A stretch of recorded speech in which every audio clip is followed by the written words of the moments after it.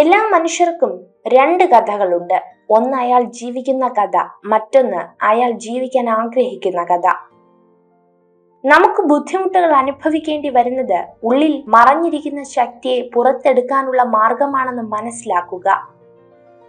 നമ്മളെ ക്ഷമിക്കാൻ പഠിപ്പിക്കുന്ന ചിലരുണ്ട്. എത്രയൊക്കെ ദേഷ്യത്തോടെ സംസാരിച്ചാലും നമ്മളോട് ഒത്തിരി സ്നേഹത്തോടെ പെരുമാറുന്നവർ.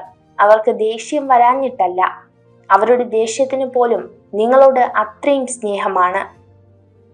മറ്റുള്ളവരെ പോലെ ആവുക എന്നതല്ല, ഞാൻ എങ്ങനെയാണോ അതിൽ നിന്നും കുറെ കൂടി മെച്ചപ്പെടുക എന്നതാണ് നമ്മുടെ ലക്ഷ്യമാവേണ്ടത്. ജീവിതത്തെ അതിന്റെ ഒഴുക്കിനനുസരിച്ച് വിടുക.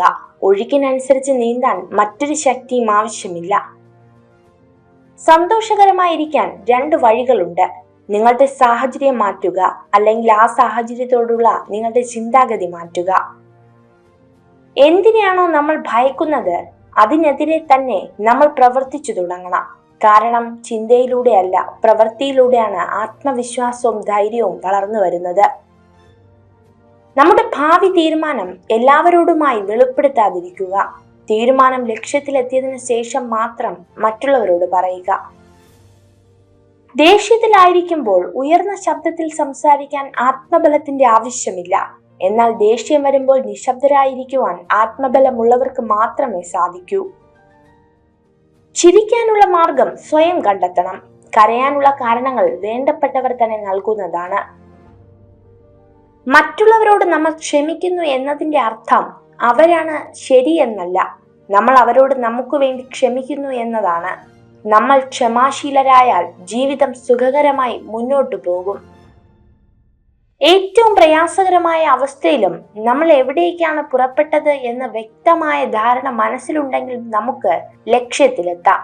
പരാജയം ഒന്നിന്റെയും അവസാനമല്ല, അത് നമുക്കുള്ള പ്രചോദനമായി മാത്രം കരുതുക. നമുക്ക് സന്തോഷവും സമാധാനവും നൽകാത്ത മുഴുവൻ ചിന്തകളെയും മനസ്സിൽ നിന്ന് ഒഴിവാക്കിയില്ലെങ്കിൽ മനസ്സ് എപ്പോഴും അസ്വസ്ഥമായിരിക്കും. തയ്യാറെടുപ്പിന്റെയും കഠിനാധ്വാനത്തിന്റെയും പരാജയങ്ങളിൽ നിന്ന് പാഠങ്ങൾ ഉൾക്കൊള്ളുന്നതിന്റെയും ഫലമാണ് വിജയം. അതിന് പ്രത്യേകമായ നിഗൂഢ രഹസ്യങ്ങളൊന്നുമില്ല. ആത്മവിശ്വാസത്തോടെ ഓട്ടം ആരംഭിച്ചാൽ ലക്ഷ്യത്തിലെത്തുന്നതിന് മുന്നേ നിങ്ങൾ വിജയിച്ചു കഴിഞ്ഞു. ആത്മവിശ്വാസം ഇല്ലെങ്കിൽ കുറഞ്ഞത് 2 തവണ തോൽക്കേണ്ടി വരും. ആത്മാർത്ഥമായി ഒരു സ്ത്രീയെ സ്നേഹിക്കുന്ന പുരുഷൻ അവളുടെ മനസ്സറിഞ്ഞു കൂടെ നിൽക്കും. ഞാൻ എന്ന ഭാവം ഉപേക്ഷിക്കുക, നമ്മൾ എന്ന ചിന്ത വളർത്തുക, അഹംഭാവത്തെ മറികടക്കുക, സ്നേഹത്തിന് വില കൽപ്പിക്കുക, ചിരിച്ചുകൊണ്ട് അകലം കുറയ്ക്കുക, അപവാദങ്ങളെ അവഗണിക്കുക.